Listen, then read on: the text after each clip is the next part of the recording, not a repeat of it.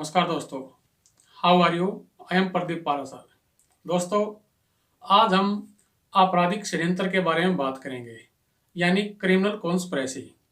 आज हम बात करेंगे कि आपराधिक षड्यंत्र किसे कहते हैं और आईपीसी के तहत इसमें क्या दंड का प्रावधान है। आईपीसी के गठन के समय आपराधिक षड्यंत्र का कोई भी जिक्र नहीं था, यानी जब आईपीसी को बनाया गया उस समय आपराधिक षड्यंत्र को इसमें शामिल नहीं किया गया था। बाद में 1913 में एक अमेंडमेंट करके क्रिमिनल कॉन्स्पिरेसी का प्रावधान किया गया और इसमें दो धाराएं 120 ए और 120 बी को जोड़ा गया।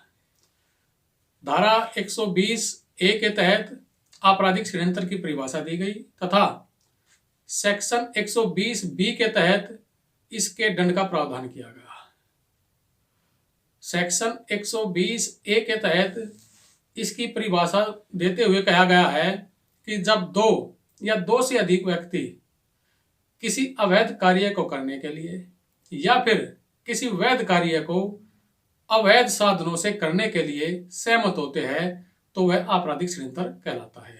यानी जब दो या दो से अधिक व्यक्ति किसी अवैध कार्य को करने के लिए या फिर वैध कार्य को अवैध तरीके से करने के लिए सहमत होते हैं तो ऐसी सहमति को आपराधिक षड्यंत्र कहा जाता है।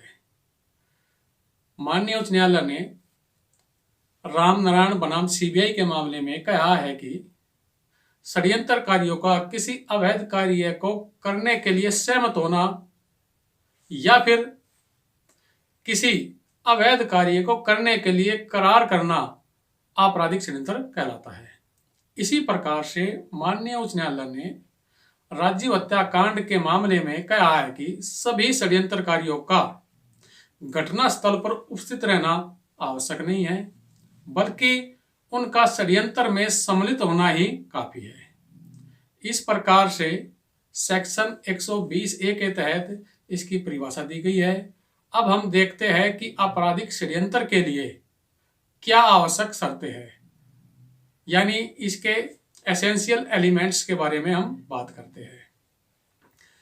जो इसकी आवश्यक शर्तें या इसके एसेंशियल एलिमेंट्स हैं वे है दो या दो से अधिक व्यक्तियों का होना, उनके बीच किसी करार का होना और ऐसे करार का किसी अवैध कार्य को करने के लिए या फिर किसी वैध कार्य को अवैध साधनों से करने के लिए होना।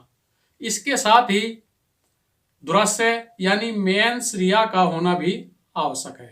इस प्रकार से सेक्शन 120 ए में आपराधिक षड्यंत्र के बारे में परिभाषा दी गई है। अब हम जानेंगे कि आपराधिक षड्यंत्र के लिए दंड का क्या प्रावधान किया गया है। दोस्तों, सेक्शन 120 बी में आपराधिक षड्यंत्र के लिए दंड का प्रावधान किया गया है। इसमें बताया गया है कि मृत्यु, आजीवन कारावास या फिर 2 वर्ष या 2 वर्ष से अधिक के कठोर कारावास से दंडित किए जाने वाले अपराधों के लिए षड्यंत्र करना में मृत्यु, आजीवन कारावास या फिर 2 वर्ष या 2 वर्ष से अधिक के कठोर कारावास से दंडित किया जाएगा। इसी प्रकार से इसके अतिरिक्त अन्य सभी आपराधिक षड्यंत्रों में 6 महीने तक के कारावास या फिर जुर्माने या फिर दोनों से ही दंडित करने के दंड का प्रावधान किया गया है। इस प्रकार से हम कह सकते हैं कि when 2 or more person agree to do or cause to be done an illegal act or an act which is not illegal by illegal means, such an agreement is designated a conspiracy।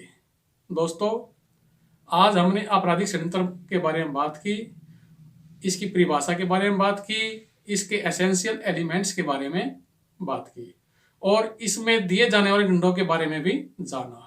दोस्तों, मेरे इस channel को ज़्यादा से ज़्यादा subscribe, like और share करते रहिए। धन्यवाद।